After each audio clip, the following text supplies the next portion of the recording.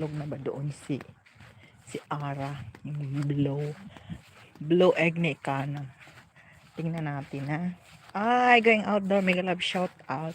Tingin tayo sa chicken house. Tingin tayo. Linagyan ko sila ng alugbati kasi kumakain yun sila ng alugbati pero ngayon hindi sila kumakain. Doon sila sa labas. Uy, may itlog na guys. Green yan. Green. Green egg yan. Tingnan natin. Kuhain natin. Oh, ito. Ito. Green egg. Ito green. Tapos si Kana, tingnan natin. Parang nangitlog yan kanina. Ah, si Ara pala. Si Ara. Ah, dito na. Dito kang araw.